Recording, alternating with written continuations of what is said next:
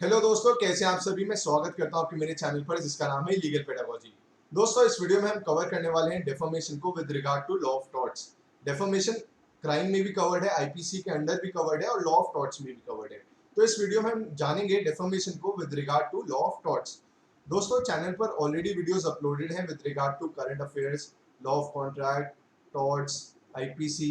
सब वीडियोस का लिंक मैं डिस्क्रिप्शन बॉक्स में डाल दूंगा। उसी के साथ ही साथ टेलीग्राम चैनल का लिंक भी डिस्क्रिप्शन बॉक्स में डाल दिया जाएगा, जिससे कि आप इन सभी पीपीटीज की पीडीएफ भी देख पाएं। उसी के साथ ही साथ हर दिन वहाँ पे क्विज कंडक्ट होता है, उसका भी फायदा उठा पाएं। दोस्तों, वीडियोस थोड़ी लंबी रहती हैं क्योंकि मैं पूरे टॉपिक को ना इन डेप्थ पढ़ाता हूँ, जिससे कि आपको कोई और बुक या कोई और वीडियो रेफर करने की कभी जरूरत ही ना पड़े। तो वीडियो को अंत तक देखिएगा। मैं विश्वास दिलाता हूँ कि आपको इसके बाद कोई भी डाउट नहीं रहेगा इस पर्टिकुलर कॉन्सेप्ट के रिगार्डिंग। और दोस्तों, ये चैनल बनाने का मोटिव और उद्देश्य जो था, अब मुझे लगता है कि वो सक्सेसफुल हो रहा है धीरे धीरे। वो ये नहीं था कि 1000 व्यू आए, 2000 व्यूज आए। वो उद्देश्य ये था दोस्तों कि आज आप सोचिए कि कोई बच्चा है जो कि इतने गरीबी के हालात से गुजर रहा है कि रोज कमाता है तो जी पाता है उसका परिवार, और आज वो सपना देखता है कि काश मैं भी जज बन पाता। पर उसके सपने में जो दरार आती है, जो रुकावट आती है, वो इस बात की आती है कि उसके पास इतना पैसा नहीं है कि वो जाके कोचिंग ले पाए। अब लॉ एंट्रेंस उसको देना है, तो अब वो कोचिंग के लिए उसके पास पैसे नहीं है, तो अब वो जज कैसे बनेगा। तो दोस्तों, ये चैनल मैंने इसलिए बनाया है। मेरे को 1000 व्यूज, 10,000, 1 लाख, 1.5 लाख व्यूज इनसे मतलब नहीं है। मतलब बस ये कि अगर एक भी ऐसे बच्चे की मदद हो गई ना इस चैनल से, जो आगे जाके कभी जज बन पाया, अच्छे अच्छे पदों पर जा पाया, तो मैं मानूंगा कि मेरा जीवन का उद्देश्य सक्सेसफुल हो गया है। क्योंकि देखो यार, गरीबी हटाओ, देश में सब बोलते हैं कि गरीबी हटनी चाहिए, गरीबी हटाओ देश बचाओ। पर गरीबी हटेगी कब? गरीबी तब हटेगी जब एक गरीब वर्ग का बच्चा जो एक मध्यम वर्ग से आता है, वो भी अच्छे अच्छे पदों पर बैठेगा, वो भी अच्छे अच्छे पोस्ट पे नियुक्त होगा। उसके बाद क्योंकि उसकी भावनाएं जुड़ी होंगी कि भाई मैं भी इस ऐसे हालातों से निकल के आया हूँ, तो मैं भी उन लोगों की मदद करूं जो ऐसे हालातों में अभी हैं। तो दोस्तों, ये तो थोड़ी मन की बातें थी जो मैंने आपसे शेयर की। तो शुरुआत करते हैं इस वीडियो को डेफॉर्मेशन से रिगार्डिंग। तो दोस्तों, डेफॉर्मेशन को समझने से पहले एक मैं आपको केस रेफर करता हूं, जो कि है डिक्सन वर्सेस होल्डर। और इस केस में कोर्ट ने क्या बोला कि a man's reputation is his property. जो रेपुटेशन होती है ना, वो इंसान की प्रॉपर्टी होती है, जायदाद होती है।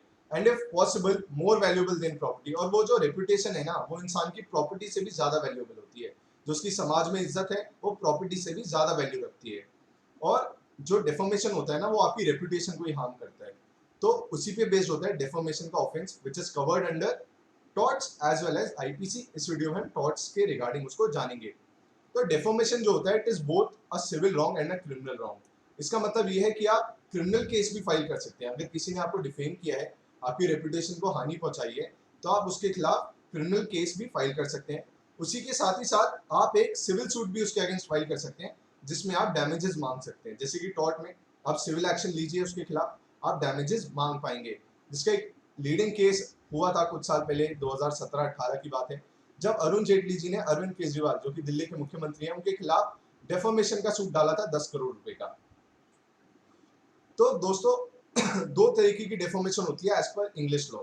लोग बोलते हैं कि लाइबल स्लैंडर इंडियन लॉ में भी है। नहीं दोस्तों, इंडियन लॉ में लाइबल और स्लेंडर कोई दो प्रकार के डेफॉर्मेशन नहीं एग्जिस्ट करते हैं। यहाँ पे केवल डेफॉर्मेशन डेफॉर्मेशन होता है। जबकि इंग्लिश लॉ को आप जब देखेंगे तो दो प्रकार के डेफॉर्मेशन बताए गए हैं, एक है लाइबल, एक है स्लैंडर।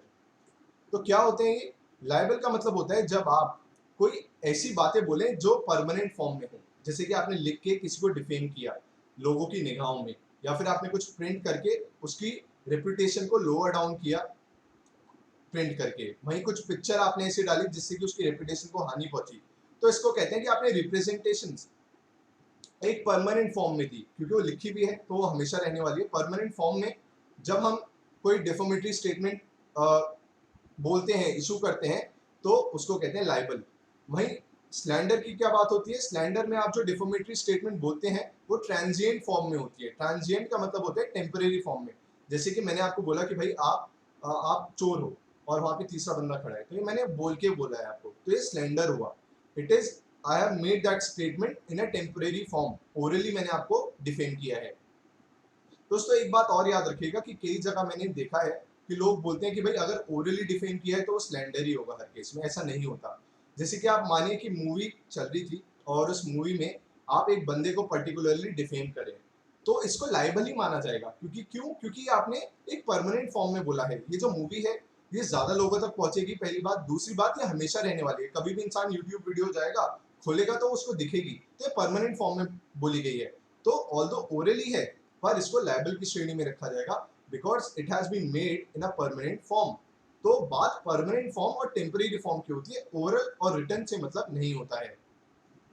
अब बात करते हैं लिमिटेशन पीरियड की, कि बाय चांस आज आपको डिफेम किया है तो कितने समय में आप एक सूट फाइल कर सकते हैं फॉर डिफॉर्मेशन। तो दोस्तों 1 साल का समय होता है। लिमिटेशन पीरियड 1 साल है as per law of torts. 1 साल के अंदर अंदर आप डिफॉर्मेशन का सूट फाइल कर सकते हैं। अब जानते हैं एसेंशियल्स ऑफ डिफॉर्मेशन को, कि क्या क्या एसेंशियल्स होते हैं डिफॉर्मेशन के अंडर लॉ ऑफ टॉर्ट्स। पहला है the words must be defamatory and false.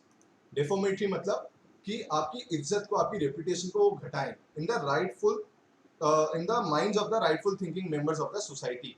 और दूसरी बात, इट मस्ट बी फॉल्स, वो गलत होनी चाहिए, झूठे आरोप होने चाहिए। और क्या है डिटेल में वो आगे आगे वाली स्लाइड में देखेंगे। The words must refer to the plaintiff directly और इनडायरेक्टली।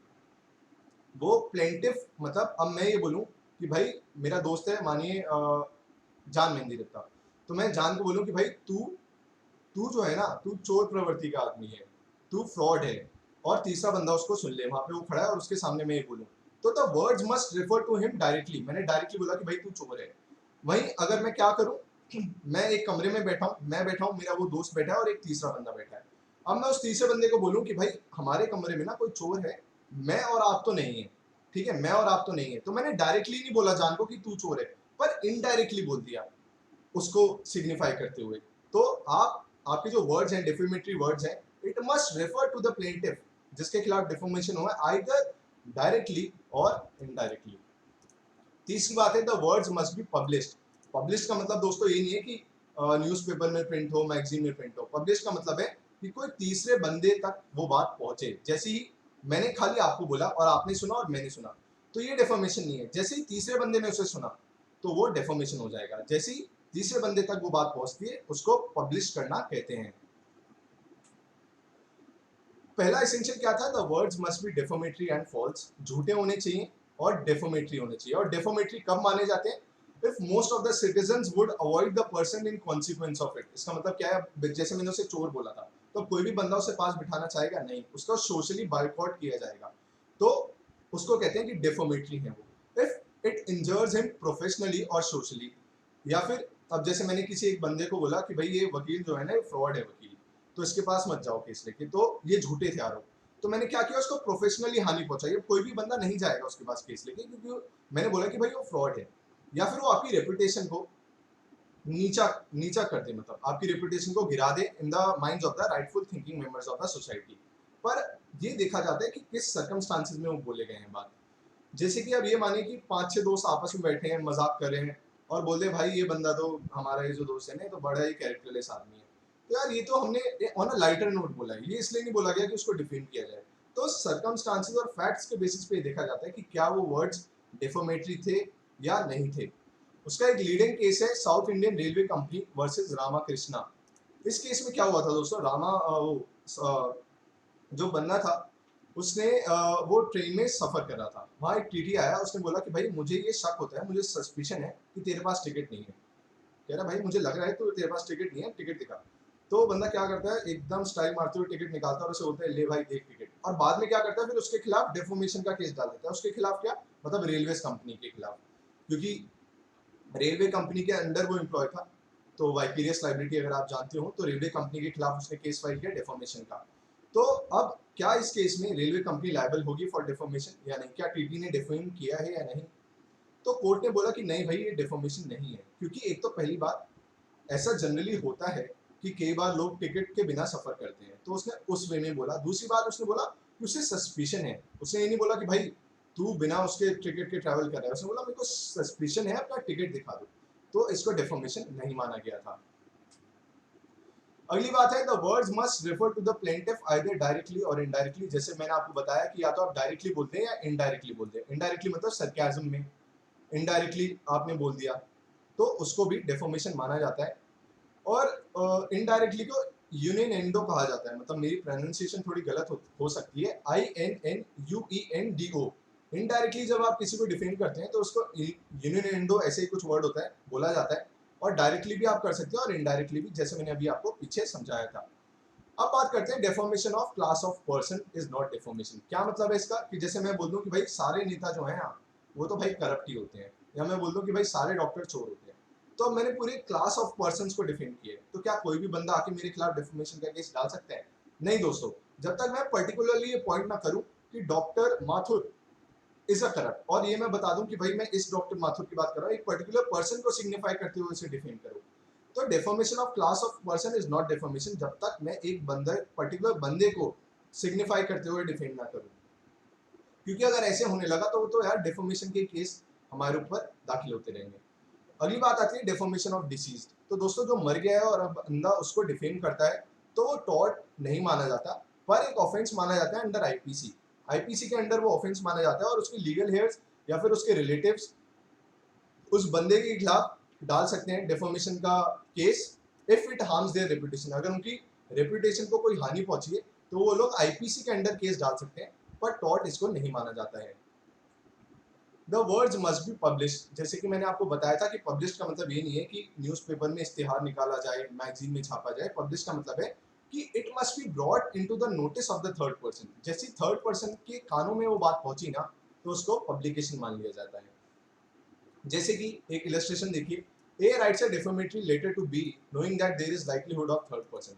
ए ने बी को लेटर लिखा और उसको पता था कि भाई ये तीसरा बंदा पढ़ सकता है इस लेटर को, तो इस केस में वो डिफॉर्मेशन हो जाएगा, क्योंकि उसे बात अच्छे से पता थी कि कोई तीसरा बंदा भी उसे पढ़ सकता है। पर अगर इस केस में ऐसा होता कि ए ने बी को एक लेटर लिखा कोडेड लैंग्वेज में, जो कि वो और उसका जो दोस्त था वो ही जानते थे उस कोडेड लैंग्वेज को, तो इस केस में डेफॉर्मेशन नहीं होगा, क्योंकि दूसरे बंदे तीसरे बंदे को उनकी बात पता ही नहीं लगेगी, क्योंकि वो एक कोडेड लैंग्वेज में जो कि उसको पता है या उसके दोस्त को पता है। तो जब तीसरा बंदा इन्वॉल्व हो जाता है तब डेफॉर्मेशन माना जाता है, क्योंकि तब माना जाता है कि the words have been published. उसका एक लैंडमार्क केस था महेंद्र राम वर्सेस हरनंदन प्रसाद। तो इस केस में क्या हुआ था, एक ने लेटर लिखा बी को, ए ने लेटर लिखा बी को और उसको डिफेम किया उर्दू लैंग्वेज में। उर्दू लैंग्वेज में वो लेटर लिखा गया था, तो कोर्ट के सामने केस गया, तो कोर्ट ने बोला कि भाई, और वो बंदा जिसके खिलाफ ये लिखा था ना, वो उसको ट्रांसलेट कराने ले गया ट्रांसलेटर के पास, तो ट्रांसलेटर ने तो पढ़ ही लिया फिर सब कुछ। तो इस केस में माना गया कि भाई देखो, ये डेफॉर्मेशन तब तक नहीं माना जाएगा जब तक ये प्रूव ना कर दिया जाए कि जिस बंदे ने लेटर लिखा, जिसने उर्दू में वो लेटर लिखा, उसको ये बात पता थी अच्छे से कि जिस बंदे के खिलाफ उसने लिखा है उसको उर्दू नहीं आती है, वो किसी और से पढ़वाएगा या ट्रांसलेटर के पास जाएगा। अगर ये प्रूव हो जाता है कि हाँ उसे पता था कि दूसरे बंदे को उर्दू नहीं पता और वो ट्रांसलेटर के पास उसे लेके जाएगा, तीसरे बंदे के पास लेके जाएगा, तो उस केस में डेफॉर्मेशन हो जाएगा। अब बात आती है कि बाय चांस आप मानिए कि आपने कोई लेटर पब्लिश किया, मतलब आपने कुछ पब्लिश किया है, आप एक न्यूज़पेपर के पब्लिशर हैं, आपने कुछ पब्लिश किया, और उसी पब्लिक, जैसे आपने देखा होगा कि बहुत चुगलखोर चाचे हैं जिनको बोलते हैं, जैसे कि एक बंदे ने बोला कि भाई ये बेटा इसका जो है ना बहुत खराब है कैरेक्टर का। अब मैं जाता हूँ, मैंने सुन लिया और मैं तीसरे बंदे को बोलता हूँ कि भाई वो लड़का तो बहुत बेकार है, बहुत बेकार कैरेक्टर का। तीसरा बंदा चौथे को जानता है। तो जैसे जैसे नई नई आप एक से दूसरे तक गया, दूसरे ने तीसरे को बोला, तीसरे ने चौथे को बोला, तो every new reputation qualifies to be a fresh publication. एक ने दूसरे तक पहुंचाया, ये भी पब्लिकेशन है, दूसरे ने तीसरे तक पहुंचाया, ये भी पब्लिकेशन माना जाएगा, और हर एक स्टेप पे ये डेफॉर्मेशन होता चला जाएगा। तो जो रिपीट करता है ना डेफोमेटरी पब्लिश्ड मैटर को, वो भी सेम वे में लायबल होता है उस बंदे के तरीके से, जैसे कोई ओरिजिनल पब्लिकेशन होता है, जिसने वो पहले लिखी थी बात, अब दूसरे ने तीसरे को बोली, तो दूसरा बंदा भी वैसे ही लायबल होगा जैसे पहले वाला लायबल होगा फॉर डेफॉर्मेशन, क्योंकि every new reputation qualifies to be a fresh publication. पर अब बात ये आती है कि भाई देखो, जैसे मैं पब्लिशर हूँ न्यूज़पेपर का, मेरे सामने कोई मैटर आया, मटेरियल आया, और मेरे को कोई इंटेंशन नहीं थी कि तीसरे बंदे को डिफेम किया जाए, और मुझे लगा ये बातें होंगी भी सच, और मैं उसे पब्लिश कर लेता हूँ, तो दोस्तों फिर भी मुझे लायबल माना जाएगा, क्योंकि इंटेंशन इज इररिलेवेंट। आपकी क्या इंटेंशन थी? मेरी कोई भी इंटेंशन नहीं थी कि मैं उसे डिफेम करूँ, फिर भी मैंने उसे पब्लिश कर दिया, तो इंटेंशन इज इररिलेवेंट, मैं फिर भी उसके लिए लायबल माना जाऊंगा। ये बात याद रखिएगा। अगर मैं पब्लिशर हूँ, मेरे पास कोई मैटर आया, मुझे लगा शायद वो सच है, और मेरी कोई इंटेंशन नहीं थी किसी को डिफेम करने की, और मैंने उसे पब्लिश कर दिया, तो भी मैं लायबल माना जाऊंगा, बिकॉज इंटेंशन इज इररिलेवेंट। अगली सेकंड कैटेगरी आती है कि जो बंदा फॉरवर्ड कर दे उस इंफॉर्मेशन को, जैसे कि इस केस में फॉरवर्ड की गई थी, ए ने बी को बोला, बी ने सी को बोला, या पब्लिशर ने के पास एक मटेरियल आया, उसने उसको पब्लिश किया तो इसने फॉरवर्ड किया। पर कुछ केस में ऐसा भी तो हो सकता है, जैसे कि कोई बुक सेलर है, आप मानिए मैं किताबें बेचता हूँ, अब मैं ये तो नहीं कर सकता कि हर किताब पढूं कि उसमें किसी को डिफेम तो नहीं किया गया, ये तो नहीं किया गया। तो जिन केसेस में पॉसिबल ही नहीं है कि बंदा अपनी रीजनेबल प्रूडेंट माइंड से ये पता लगा सकता था कि कुछ डिफॉर्मेटरी उसमें इन्वॉल्व तो नहीं है, तो उस केस में वो लायबल नहीं होगा। जैसे कि बुक सेलर लायबल नहीं होता अगर बाई चांस किसी किताब में कुछ डिफॉर्मेटरी वर्ड्स बोले गए हैं किसी के लिए, तो वो उसके लिए वो लायबल नहीं हो जाएगा कि भाई तुम तो बेच रहे हो ना, तुम तो आगे इसको पहुंचा रहे हो, तो तुम भी लायबल हो नहीं, क्योंकि ये रीजनेबल नहीं है कि वो अब हर किताब पढ़े और देखे कि किसी किताब में डिफॉर्मेशन तो नहीं किया गया है, नहीं किया गया। अब बात आती है डिफेंसेस टू डिफॉर्मेशन कि क्या क्या डिफेंसेस अवेलेबल है डिफॉर्मेशन में, डिफेंडेंट क्या क्या डिफेंसेस ले सकता है। जस्टिफिकेशन और ट्रुथ, बाय चांस आपने जो स्टेटमेंट बोली वो सच है, मैंने बोला कि भाई जान तू ना चोर है, ठीक है, और तीसरा बंदा वहां खड़ा था, पर ये बात सच है क्योंकि कोर्ट ने अभी उसको पनिश किया था कुछ दिन पहले ही, ये बात सच है। तो अगर ये बात सच है तो फिर आपके खिलाफ डिफॉर्मेशन का केस वो फाइल नहीं कर सकता। पर अब बात ये आती है कि कई बार ऐसा भी होता है कि क्या पता आपको ये लगे कि भाई ऐसे रीजनेबल ग्राउंड्स थे मेरे पास, यार वो सिचुएशन ही ऐसी थी कि मुझे लगा कि वो चोर होगा, इसलिए मैंने ये बात बोल दी, क्योंकि ऐसे रीजनेबल ग्राउंड्स वहां पे एग्जिस्ट कर रहे थे, ऐसे सर्कमस्टांसेस थे, तो इसलिए मैंने उसे चोर बोल दिया था। तो उस केस में आप एक्सक्लूजेबल नहीं होंगे, आपके खिलाफ डेफोमेशन का केस चलेगा। तो ये बात इररिलेवेंट है कि भाई क्या वहां पे रीजनेबल ग्राउंड्स थे जिनकी वजह से आपको ऐसा लगा कि वो चोर हो सकता है, वो इररिलेवेंट है। अगर आपने कुछ स्टेटमेंट बोली है तो अब आपको प्रूव करना पड़ेगा कि जो आपने बोला है ना वो सच है। अगली बात आती है फेयर कमेंट की, जैसे क्रिटिसिज्म लोग देते हैं, क्रिटिक्स होते हैं, के आर के क्या नाम है उसका, एक है ना बंदा वो निकालता रहता है मूवी का रिव्यूज। तो जो क्रिटिक्स होते हैं, जैसे कि मैंने बोला कि भाई ये मूवी तो बहुत ही वाहियात थी, बेकार थी, जैसे राधे के लिए आजकल लोग बहुत बोल रहे हैं मूवी के लिए कि भाई बेकार है मूवी, वाहियात है। तो ये एक फेयर कमेंट हुआ, ये क्रिटिसिज्म हुआ, ये वैलिड है, इसके खिलाफ आपके खिलाफ कोई भी डिफॉर्मेशन का केस नहीं चल सकता।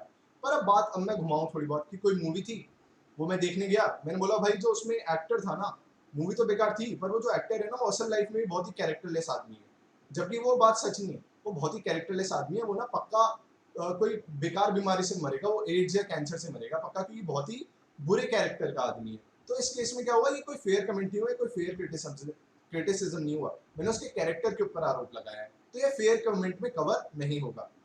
अब बात करते हैं प्रिविलेजेस की, ये भी एक डिफेंस होता है। एक होता है एब्सोल्यूट प्रिविलेज जो कि मिलता है फॉर जुडिशियल प्रोसीडिंग्स या पार्लियामेंट्री प्रोसीडिंग्स। इसका मतलब क्या होता है जुडिशियल प्रोसीडिंग्स, कि बाय चांस जज अगर ये बोले कि भाई ये बंदा मर्डरर है, जैसे जज ने डिसीजन दिया और बोला हाँ भाई ये कातिल है, तो इसमें वो बंदा डिफॉर्मेशन का केस फाइल नहीं कर सकता उनके अगेंस्ट। या फिर दूसरा बंदा आपने देखा होगा, वकील आरोप लगाता है कि जज साहब ये बंदा कातिल है, ये बंदा बहुत ही बेकार कैरेक्टर का है, ये पड़ोसियों के छत कूदता रहता था, ये होता रहता था, वो होता रहता था।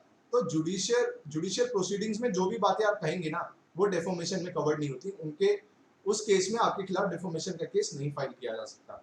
वही पार्लियामेंट्री प्रोसीडिंग, जैसे कि आपने देखा होगा नेता बोलते रहते हैं ये चोर है, वो चोर है, इन्होंने ये घोटाला किया है, वो घोटाला किया है, जबकि वो सच हो या ना हो वो बोलते रहते हैं। तो पार्लियामेंट में भी जो बातें बोली जाती हैं, जो आरोप लगाए जाते हैं, वो भी डिफेंस में कवर्ड होता है, उसके खिलाफ कोई भी डेफोमेशन का केस फाइल नहीं किया जा सकता।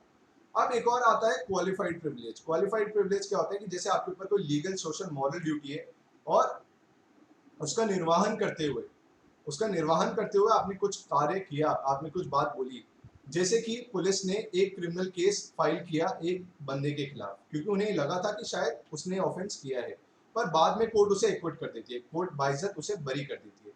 तो ये बंदा उनके खिलाफ डेफोमेशन का केस नहीं फाइल कर सकता क्योंकि उनके ऊपर ये लीगल ड्यूटी है, पुलिस के ऊपर ये लीगल ड्यूटी है कि अगर उन्हें लगे कि हाँ ये बंदा कातिल हो सकता है या इस बंदे ने ऑफेंस किया हुआ हो सकता है तो वो केस फाइल कर सकते हैं। तो क्वालिफाइड प्रिविलेज में कवर होता है, उस केस में डेफोमेशन का केस फाइल नहीं होता। अब बात करते हैं बर्डन ऑफ प्रूफ का।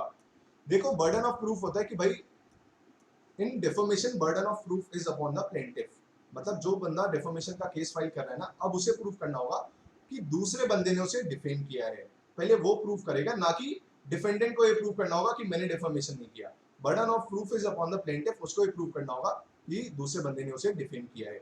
वहीं defence of burden of proof, वहीं जब डिफेंस लेगा वो, इनमें से कोई भी डिफेंस अगर बंदा लेगा डिफेंडेंट, तो बर्डन ऑफ प्रूफ डिफेंडेंट पे शिफ्ट हो जाएगा। तो दोस्तों ये वीडियो में हमने डिफॉर्मेशन को जाना है एट लेंथ। इसके बाद आपको कोई और वीडियो बुक पढ़ने की जरूरत नहीं पड़ेगी और अब इसी पे बेस्ड हम अगली वीडियो में क्वेश्चंस प्रैक्टिस करेंगे, जिससे कि प्रैक्टिस करेंगे तो और बेटर अंडरस्टैंडिंग हमारी डेवलप होगी। तो दोस्तों चैनल पसंद आ रहा है तो उसको शेयर करना मत भूलिएगा। Thank you so much.